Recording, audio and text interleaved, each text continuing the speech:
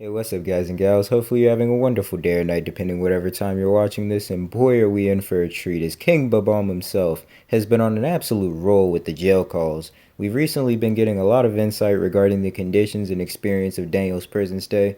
And to keep a long story short, Danny sure ain't big dog up in there. Hell, I wouldn't even call him little dog. Things truly ain't looking too bright for our Olive Garden menace. But if you're not already caught up on the Larson lore, to sum things up, basically, old Danny Boy went on a Hall of Fame run when it comes to death and bomb threats, alongside doing a myriad of other fucked up things like preying on minors and harassing businesses, which eventually led to his arrest by the hands of the feds, and brings us to where we are today, with him behind bars and a couple of losers in Lil Sippy and Clark fighting Captain America Civil War for his attention. But without further ado, let's get straight into the phone calls because we're surely in for a wild ride with this one.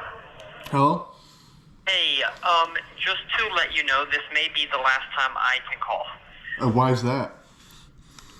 Yesterday I got called out by the SIS, which is like the head investigators and I guess the head team of the jail. Yeah. Who deals with investigations. You probably know what SIS is because you've been to prison before. I got called out by them. They said they contacted Grace on my behalf when I told them not to, but that's beside the point.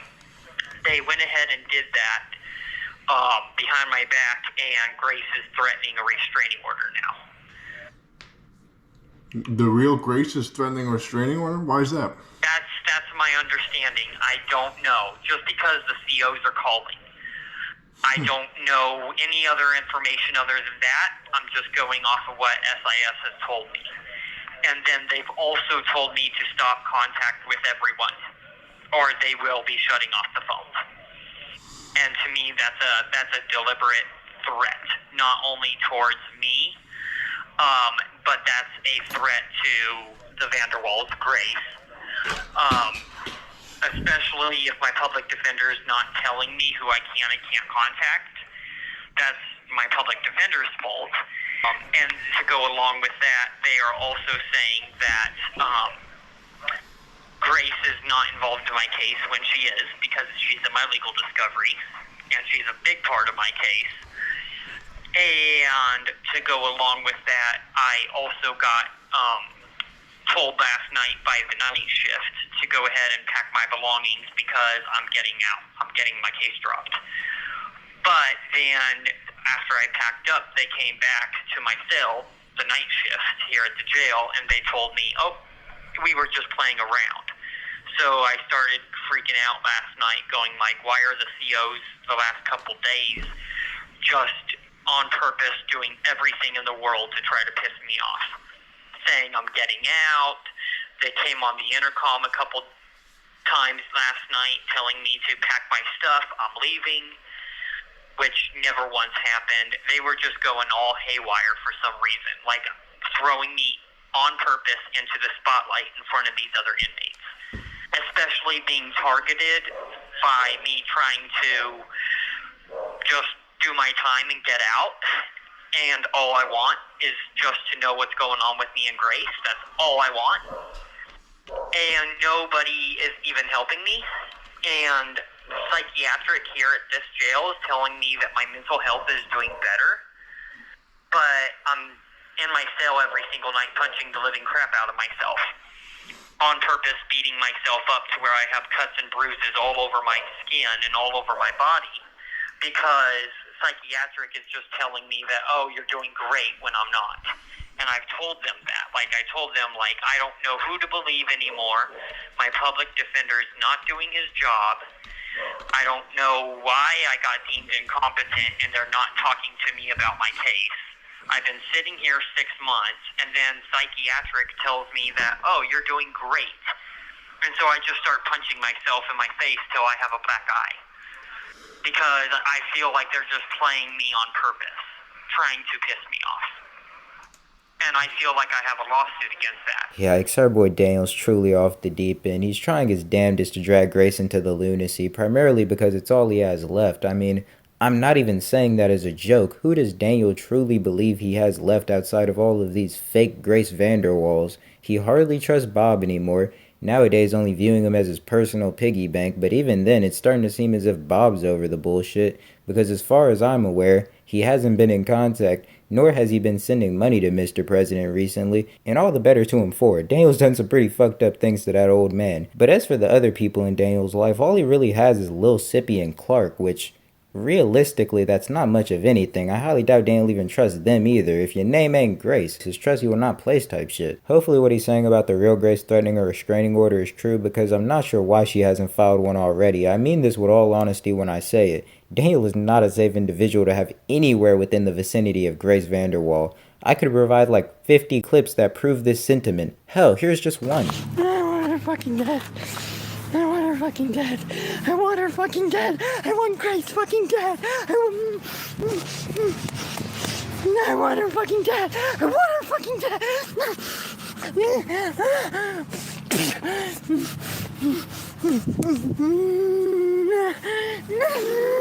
I want her fucking dead.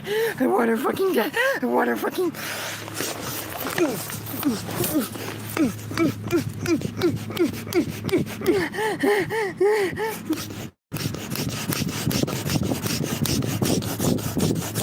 As for the prison guards trolling him, I can't cap. That shit's fucking hilarious. Like, yeah, it's definitely messed up. Don't get me wrong. I don't think they should just be bait and switching Coach Prime's underling like that. But damn, I'd be a liar if I didn't admit it cracks me up. Thinking about the prison guards just casually telling Daniel he's going home to be like, oops, my bad, Mr. President. Seems as if there was a miscommunication. Back to the cell. And I'm not even gonna get into the mental health shit. Why don't they deem me competent to stand in court? I'm only hosting nightly TNA matches with me, myself, and I out of frustration. But it's the system's fault. They're trying to piss me off. Grace would never let these debacles slide. And then also, Bob keeps blaming in my legal discovery and just over the phone calls in general, and this call is from a federal prison. Also in police reports prior to my arrest. Anything that in my legal discovery talks about him, right? He is blaming that it's all AI. Now, AI robots, AI voice, AI pictures, they are actually a thing. But the thing is, I feel like Democrats nowadays, I'm not a Democrat, but I feel like, well, I'm independent, but I feel like Democrats are blaming their mistakes on AI.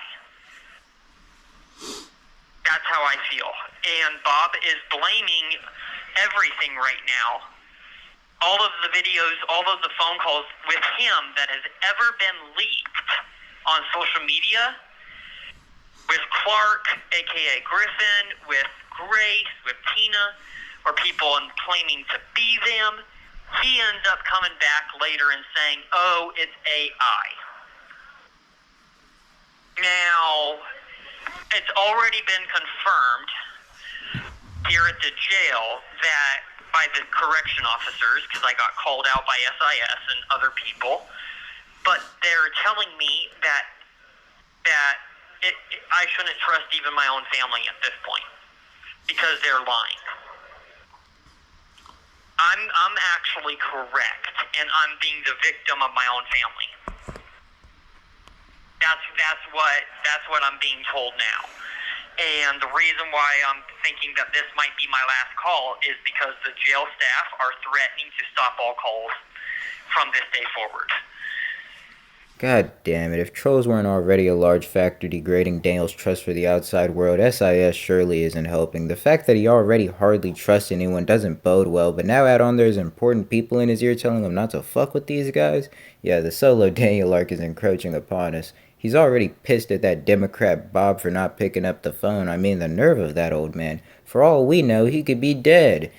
Totally not just living it up in freedom without you. But all goofs and gaffs aside, Can someone please explain to me what the fuck Daniel is talking about here? I know I said in my Tofia video, which if you haven't seen that already, you should totally go check it out after this, that I don't fuck with politics, but President Larson, independent candidate, he knows all too well about them damn Democrats and their tendency to blame their mistakes on AI of all things apparently. Bob being no exception, of course. He gets lumped into that category with them as well. And I guess as well, Tina is in communication with somebody here at the jail on a regular basis, because SIS told me this, is in contact with the jail staff trying to get a restraining order on me because I'm talking on the phone about her.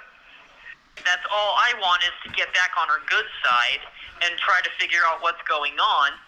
And I haven't even talked to her since I've been here, and she's trying to say that I either have or something, and SIS is getting in the middle of it, but yet they're not sending me, or they're not showing me the proof of their phone call, because they're the ones that are saying, we made the call, meaning SIS made the call to Grace and Tina.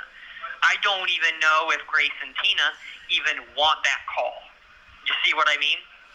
Yeah. I don't know if they were threatening SIS with a restraining order, or if they were threatening me. But until I have either something on paper or I talk with Tina to try to sort this out, it's just empty threats. And it's not just SIS. Like last night after lockdown, the COs, like I said, told me to pack my stuff, and I was leaving. My case was dropped. I was getting out. I packed up everything. And then after I packed up, I started banging on my cell door and woke up my cellie because he was asleep. It was like midnight. And then at midnight, here comes the CO back to my cell and is like, oh, we were just playing around with you. And I'm like, fuck you. You guys woke me up. Told me to pack my stuff. Now I'm thinking I'm getting out, like you guys were saying. And now you guys are joking about everything. So I just sat in my cell and just started punching the living crap out of myself. And my cellie told me it's not worth it. Yeah. They're just trying to piss me off. It's And definitely. I was like, I understand that, but it's not okay what they're doing. Man, Larson said he'll give no fuck about no damn restraining order. It's empty threats. For all we know, it could be Tina filing the restraining order against SIS, because that totally makes sense, opposed to filing one against her future son-in-law. I mean, what were they thinking, truly? It just, you know what I'm saying? They're all tripping here. And yeah, once again, fucked up how they massacring my boy out there, but damn is it funny. Like, fuck you waking me up, now I'ma beat the shit out of myself.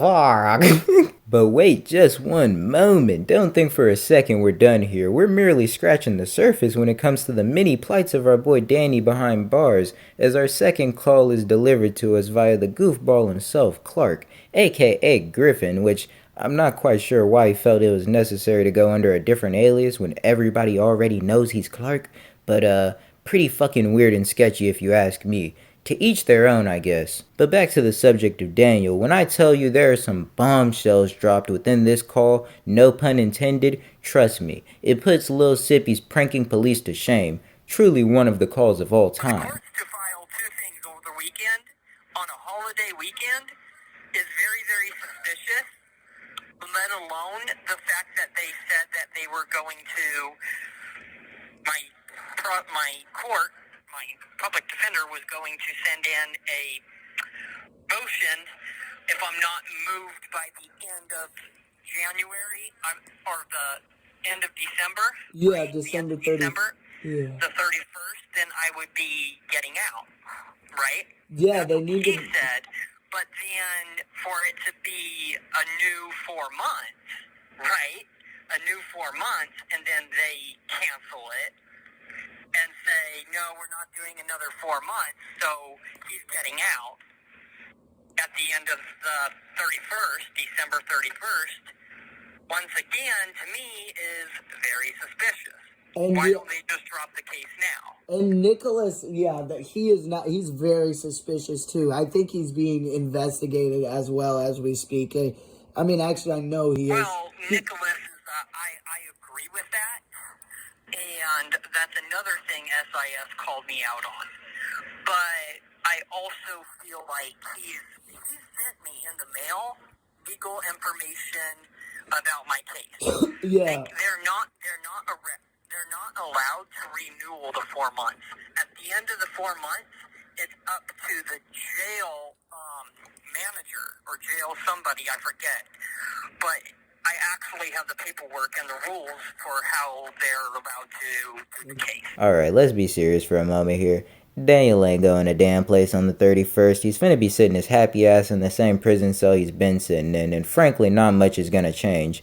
Last time he spoke of his supposed release date, we heard he was getting out in November, sometime around the 20th, but guess what, folks? November's come and gone, unlike Daniel in prison. For him, quite the opposite, in fact. He's only come and stayed, and I see the same thing happening here. But where the hell is Grace during all of this? I have no earthly idea why she would stop contacting him from all these different shady numbers once he's in custody with all his calls being monitored.